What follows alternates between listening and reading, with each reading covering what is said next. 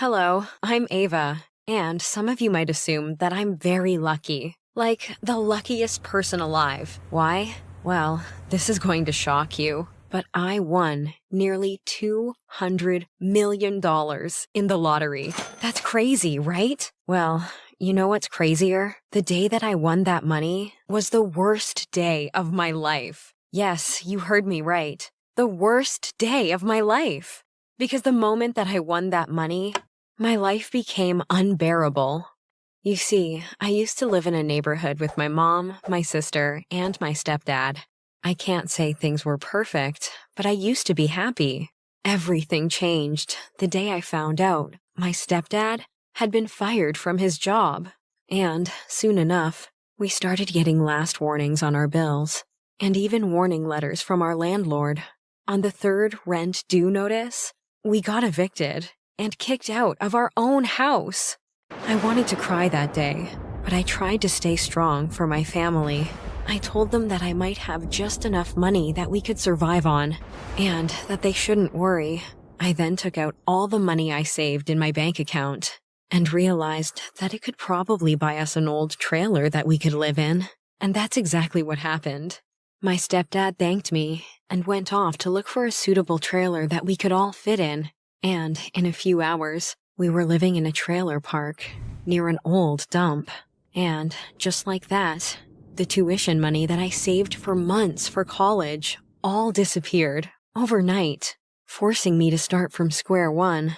It felt horrible, and it seemed like I was never going to get a chance to go to college. I felt tears starting to run down my cheeks, but I didn't want any of my family members to see that I was crying, so I wiped them away quickly. I excused myself and went out of the trailer for a walk. It felt like the more I walked, the more I thought about my problems. There was just no escape from it. As I was wandering the streets, I ran into a gas station nearby. I wanted to get something to drink from the store, and I saw a big sign that said, "A chance to win $200 million. I laughed sarcastically. Yeah, sure, I whispered to myself. Behind me stood an old lady who heard me. She said, "You never know, dear. Life is all about luck. You should get one." I didn't really believe her, but I was desperate. "2 tickets, please," I told the cashier. He handed them over, and I took one card, then gave the other to the old lady as a nice gesture. We left the store together, and she gave me her card and said that she doesn't have a TV and wouldn't be able to know if she won. So, she then gave me her address and said that if she had won anything, I can come over to her house and let her know. As I walked back home, my thoughts went back and forth in my head about what would happen if I actually won any type of money. It was a little fantasy, something to think about, just to ease my mind away from my troubles. When I made it home and opened the door, my sister, mom, and stepdad were all fighting. It looked like they had gotten themselves into another argument about money, but I was too tired to bother getting involved, and I simply went to bed. Days had passed, and I had almost forgotten about the lottery tickets, until one evening, I was reminded to check my numbers when my stepdad had the TV. It was a local news channel that talked about how the lottery money was yet to be claimed. They showed the numbers on the screen, and I pulled out my ticket. I wasn't very surprised that the numbers didn't match, and I crumbled it up, ready to move on, until I remembered the old lady's ticket, and pulled that out as well. When I went over the numbers, then went over them again, I felt like the room started to spin. The numbers matched perfectly. I quickly reached back into my pocket and fished out the paper that the lady wrote her address on. I wanted to rush over and tell her the news, but when I held the paper in my hand, I froze. $200 million. The thought kept running through my head. I looked around the trailer and thought even more about everything we could do with that money. I bought the ticket, and my family was really struggling. I knew that we could use the money more than she could, so I decided not to tell her.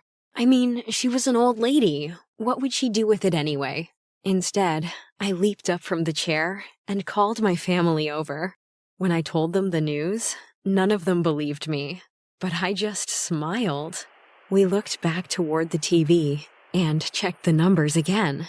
When it was confirmed, we all jumped and shouted with joy. It was an unbelievable feeling.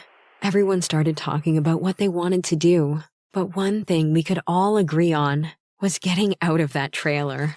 We went and cashed in the ticket. There was a big news conference filled with cameras, and my mom was made up to look her best. Our first purchase was a big house in the best part of town. I shared the money with my mom, sister, and stepdad, and they were quick to splurge. My mom bought clothes from only the most expensive stores and boutiques, while my sister bought herself the car of her dreams. And even my stepdad started spending money on unnecessary things. Don't get me wrong, I didn't mind the initial thrill, but after a while, things started to get out of hand. It seemed like the more money that was spent, the more things everyone wanted. Our once overly big house was being filled with stuff that was paid for, used once, and never touched again. I was happy that everyone was enjoying themselves after struggling so much, but we all started to drift apart.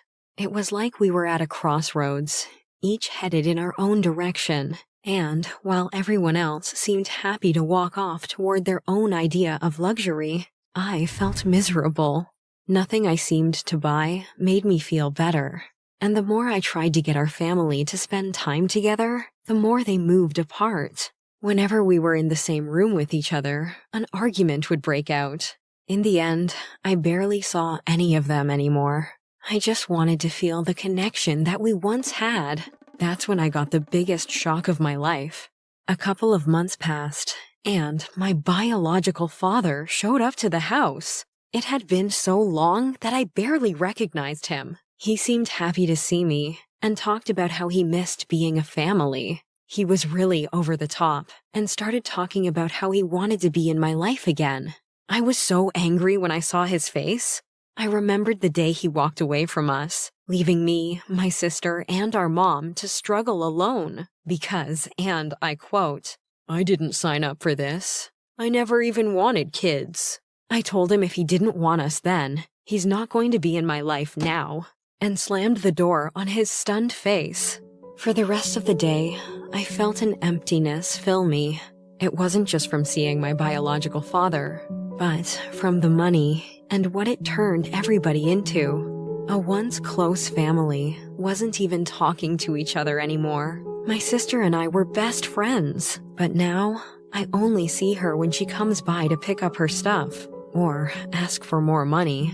My stepdad isn't the same hard worker that he used to be either. Now he spends his time wasting away on the couch, isolating himself from everything but the television. And even though my mother was never the kindest or the most caring person, now she's even worse. She doesn't even try to hide the fact that she's only interested in the family for as long as it can benefit her. She spent more money than everyone else, and she's become more spoiled. Sadly, I am not any better. I always thought that I wanted to be better than my mom, but when the money came, I realized that I was similar. I started becoming more materialistic. I began buying things I didn't need, and I started caring about what people think about me. The worst part of all was that I even gave up on my education. When I really thought about it, it made me sick. Finally, it hit me. The money wasn't even mine in the first place. After all this time, I remembered the old lady and how the ticket was hers, how she was the reason that I bought the ticket after all. Feeling that my mind was made up, I decided to find her. I remembered her address and got dressed to go see her. When I made it to her house, it was small and looked a little worn out, but it was also peaceful. I knocked on the door, and there she was. I explained to her what happened with the tickets that I bought and was ready to apologize, but, to my surprise, she told me that she didn't remember.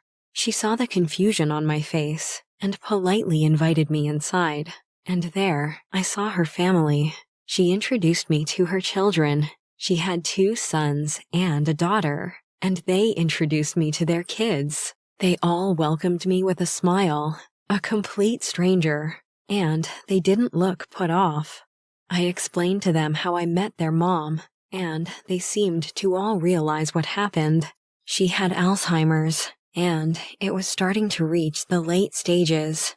Her kids came home to help their mom and brought their families so that she could feel comfortable since their father had passed a long time ago. I came to thank her and share the money with her, but without me even offering them any money, they treated me kindly and invited me to dinner. I was hesitant, but I missed having family dinners, so I decided to stay. It was one of the best nights I've had in a very long time.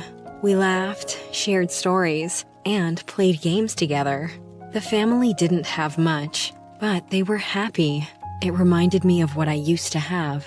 So, after the sun started to go down, and I started to leave, I turned and told her and her kids my plan to give them a majority share of the money.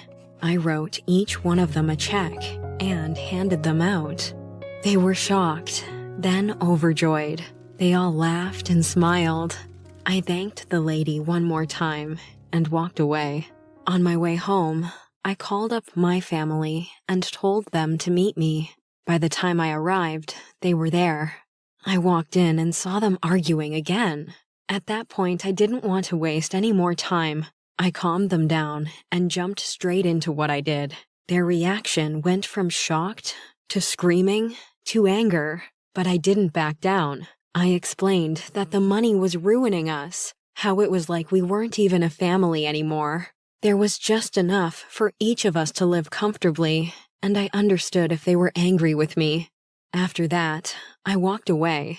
It took a couple of days, but eventually, my family seemed to realize the same thing I did. My sister was the first to come around, then my stepdad. My mom, on the other hand, rarely ever spoke to me again. Her and my stepdad got divorced, and she moved into her own place. Though I was disappointed, I kind of figured she would feel that way. After a while, it seemed like I was getting my family back.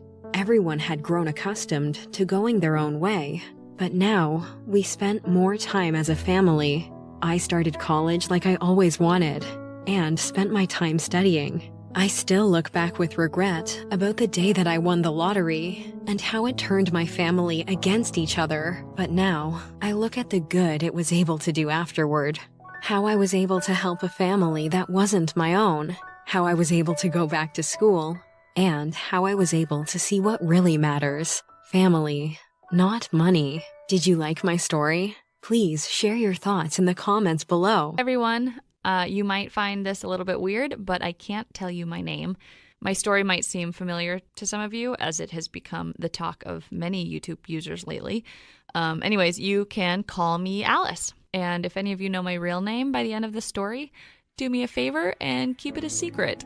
2 months ago, I used to have one of the most famous YouTube channels, but today I hardly browse my Facebook and Instagram accounts. And it is all because of my best friend who destroyed everything that I had created, all because she was jealous. I was raised in a house with my 2 twin brothers, my mom and my dad. My dad was a bank manager and my mom was a fashion designer. So our financial status was great and we loved to travel. I think it's safe to say that I lived a life full of adventure and happiness. And my story with the YouTube channel began 2 years ago when I came across a famous YouTuber. She was this girl my age that gave fashion and makeup and happiness tips, but her tips were pretty average. And I thought to myself, why don't I create my own YouTube channel? Because unlike that other girl, I at least had good taste when it came to fashion, and I was actually pretty skilled at doing makeup, and a few tips couldn't hurt anyone. So when I first posted my very first video, I couldn't believe the number of views that it received. The comments were seriously motivating, and so I decided to continue with my little YouTube venture. However, the video that received the most views was a video that my mom made a guest appearance in to share some fashion tips. And without a doubt, my mom's fame was what made that video so popular. My channel was no longer really a fashion channel. One thing led to another, and I started to post videos about my travels around the world with my family, and my YouTube fame made me even more popular among my school friends. Like, everybody wanted to be friends with me. When it came to my friend who ruined my life, we could call her Jennifer. We had never actually been friends before I started my YouTube channel. Our friendship only began afterwards, and I guess you could say we had similar interests. Jennifer used to follow me everywhere. Like, she was like my little sidekick. I mean, the moments that we spent together were easily some of the best times I've ever had. Like, every month we'd have a sleepover at my house, but for some reason I was never invited to her house. And then one time Jennifer asked me to shoot a dare video with her, which I was pretty hesitant about at first because it's not the kind of content that I posted on my channel, but eventually I decided I was up for it. So before we shot the video, she asked me if she could use some of the outfits that my mom had designed, because she didn't have anything appropriate that she could wear. I mean, I was only wearing like a pair of jeans and a shirt, but I figured she just wanted to look nice for her first video. So whatever, she was probably anxious about what people would think of the way that she looked, and I didn't really mind because my closet was overflowing with my mom's designs anyway. So we started shooting, and I noticed that Jennifer was acting a bit strange on camera. Like, not herself at all. We were shooting a dare video, so it was supposed to be funny, but Jennifer was acting all serious. It was like she had her guard up, and it turned out to be one of the least successful videos on the channel. After that video, things went downhill. All that Jennifer talked about was how she wanted to be a famous and successful YouTuber just like me, and I gave her some tips, but she always said things like, I wish I had a mom like yours, or I wish I had clothes like yours, or I wish I could travel with you to those amazing places. And it was totally understandable, and I kind of felt sorry for her, so I gave her some of the clothes to keep. Slowly but surely, Jennifer started spending more and more time at my house, and she started getting really close to my parents. Almost like they were her parents too, which I didn't mind because Jennifer was always nice to me, or that's what I thought. She kept bugging me about appearing with me in other videos, but this time I put my foot down. There were not going to be any more dare videos on my channel. Soon, Jennifer's appearances in my videos became pretty normal. Like, the views weren't as much as they used to be, but eventually I got my viewers to accept her, and that made her so happy. And I was really happy for her too. I loved my channel so much, but I didn't let it change my personality. I mean, I wanted to stay that spontaneous girl that everyone had loved from the beginning, and soon it kind of started to bother me because Jennifer had changed. Like, she looked down on people who weren't as famous as her, as if they were worthless. Like, this one time, we went to have ice cream at my favorite ice cream truck next to our school, and even though it was a small, pretty simple place, it had the best vanilla ice cream ever. And what I liked was that there was no place to sit next to the ice cream truck, which meant that we had to have our ice cream in the street. And eating street food is like one of my favorite things to do. But Jennifer never wanted to come with me. Like, she was too good to eat from an ice cream truck or something. I only managed to convince her to come with me when I said that we could make a great video out of it. The ice cream man was super nice, and he knew me really well, so I turned the camera on and started recording the ice cream truck. And once it was my turn to buy ice cream, the ice cream man said to me, "Of course, the beautiful lady wants vanilla ice cream." And he laughed. But when it was Jennifer's turn, she wasn't nice to him at all. In fact, she was downright rude. Like, she grabbed the ice cream from his hand, looked right at the camera, and said, "Let's get away from this disgusting place, please." And I could not believe her. There was no way I could post that video now. The ice cream man looked really sad and was humiliated that I'd filmed it. I didn't know what to say. My nice friend had turned into some kind of monster who didn't care about anyone's feelings except her own. So I stopped posting new videos for a while because I had exams, and that bothered Jennifer so much. One day, she came over so we could study together for the math exam, but she was such a distraction. She just kept staring at my camera. And then suddenly she said, "Hey, what do you think about shooting a video where we mock our math teacher?" But of course I didn't agree. Why would I ever do that?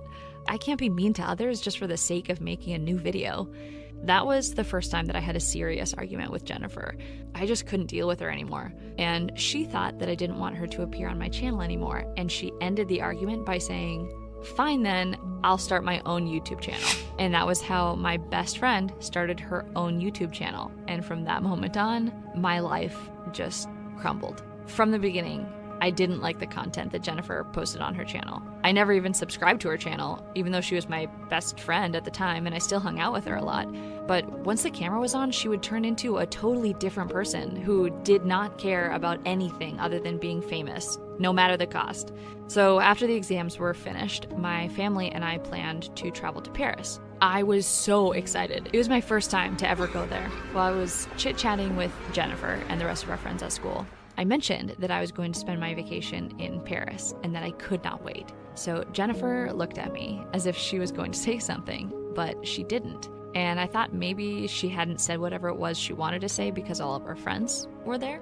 So when I went back home, my father approached me and told me that he'd bought an extra plane ticket for Jennifer so that she could join us on our trip to Paris, and that he'd also booked a double room for me and her. Now, this was supposed to be our family trip, like it was every year. I mean, Jennifer was close to me and my parents at the time, but not to the extent that Dad would buy her an airplane ticket without asking me beforehand how I felt about it. I thought it was a bit strange, but it wasn't a big deal, right? Well, turns out it was. Jennifer joining us was a bad idea, and none of us could have anticipated what she had planned. She was extremely excited, like annoyingly excited. Once she was on the plane, she started recording everything around her. She even recorded my twin brothers while they slept on the plane. In Paris, she followed every step that I took, like she was my shadow or something. And whenever I tried to record something, she would record it too. And she also wouldn't stop nagging and complaining about literally everything. She not only spoiled the trip for me, but she also ruined the video of my trip that I'd planned ever since I first heard that we were going to Paris. With Jennifer there, Paris was no longer magical. But that was the least of our problems. When we came back from our trip, we had barely slept the night before and were extremely exhausted. And when I was finally ready to sleep, I woke up to hundreds of texts and emails that were sent to me from my friends and the subscribers of my YouTube channel.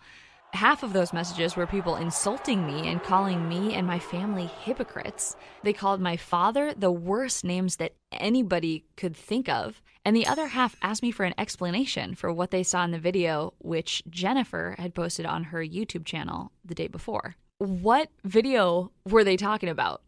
I jumped out of bed immediately. I played the video that everybody was talking about, and it turned out that it was the video that she recorded for us while we were asleep. And I couldn't believe what I was seeing. She was crying in front of the camera, claiming that my dad lured her to Paris after he convinced her that I wanted her to join us on our trip, just so he could harass her, and that she was terrified and didn't know what to do. At the end of the video, she said that she miraculously survived my beast of a father. And by the way, I never asked Jennifer to come with us to Paris. She was the one who called me and told me that you were unhappy about traveling to Paris on your own, as your twin brothers would be busy doing what boys do, and me and your mom would be together, so you'd be lonely. That made total sense. And then everything started to click into place. The way she had followed me every step, even sharing a room with me. I tried to call Jennifer. I needed answers. So I called her again and again, and she never answered any of my calls. I didn't know her address, otherwise I would have showed up at her house. And then I realized I didn't even know her family. I was going around in circles trying to find my way out of that nightmare. Like, how could she have used me all that time just to become famous? And how stupid I was to not have seen what she was trying to do. I had ignored all of the signs that told me that Jennifer was never a good friend. But not in my wildest dreams had I thought that she would use my kindness and the kindness of my family to hurt us like she did. I sat in front of the computer, and every time I would visit the link to the video, I would read horrible, insulting comments calling me and my family the worst names ever. I watched as the view count on her video went higher and higher, and that was exactly what she wanted from the start. That video received the highest view count ever achieved by her channel. How could she be so mean? I was still trying to call her when she sent me a message saying, "Do you want this to end?" And I replied, "Delete it immediately, I'm warning you." But she responded, "No way, it's my best video ever. Make your own video to defend you and your family, and then it will end." Only then did I understand the game that she was playing. Every single word that she'd said in her video was a lie. I had to play the same game as she did to get my family out of the situation that I'd put them in. I thought about it for a minute, and then I sent her a text saying, "Okay, fine, and I'll even apologize to you in front of the whole world, but on one condition, that we meet at your house to shoot it." She agreed, and that meant that she'd fallen into the trap that I had set for her. She sent me the address, and I rushed to her home. Jennifer lived in a pretty rough neighborhood, and her house looked pretty sketchy. Her dad was lying on the couch in front of the television when I arrived. I couldn't see her mom anywhere. I was scared to be there, but I had come to do something about all of this, and I wasn't about to leave without sorting it out. So she was waiting for me, and she had the camera ready for recording the video. I had started the voice recorder on my phone when I'd gone in. I was ready to hear all of her irrational justifications for what she'd done, and I told her that I knew she was lying and that she only posted the video to gain more subscribers on her channel. But still, I wanted to know why. Honestly, I thought of many answers that she might have given me, but I never thought of the one she actually said. She yelled at me while the recording was on. "Look around you, look at this house, look at my lazy dad who won't do anything all day long other than eat and watch television. Look at everything that you have that I don't. All I ever wanted to be was famous like you. I don't want my life, I want yours. I wanted to gain more viewers and improve my view rates. Nobody loves me, everybody's looking at you because of all the money that your parents have. I had to destroy you so that I could make it, and I had no other way to do it. And now, before it's too late, and before I send this video to the police and get you and your dad in deep trouble, shoot the apology video right now." I looked at her in shock. So I said back to her, I thought we were friends, but she laughed an evil laugh that I had never seen before. That sweet friend that I had loved to spend my time with was nothing but a bad girl playing the role of an angel. But at least I had that voice recording, and I could finally put an end to the problems that she'd put us through. So I walked out of her house without saying a word, and she shouted at me once again, "Fine, don't record the video, but I still plan on sending the other one to the police. Let's see how you'll deal with that." And I whispered to myself, "No, we will see how you deal with the police after they hear the voice recording I just got." When I got home, my father was still there with his head in his hands, and my mom was walking all over the house. They were struggling to keep it together. Everything that had happened was unbelievable. I sat with my dad and played the recording that I got of Jennifer, and then we went straight to the police station. They brought Jennifer in for investigation and forced her to remove the awful video that she posted about my father. And that was the end of my friendship with Jennifer. And as for me, well, I shut down my YouTube channel and I will never go back to it. Even though I loved that channel and all of my followers, it definitely caused me a lot of problems. Maybe by now you've realized who I am. Anyway, what I care about the most in this story is for people to see the truth about me and about my father, and above all else, for people to know who was wrong from the start. I hear Jennifer is still posting videos and seeking attention, but so far she's had no success. And I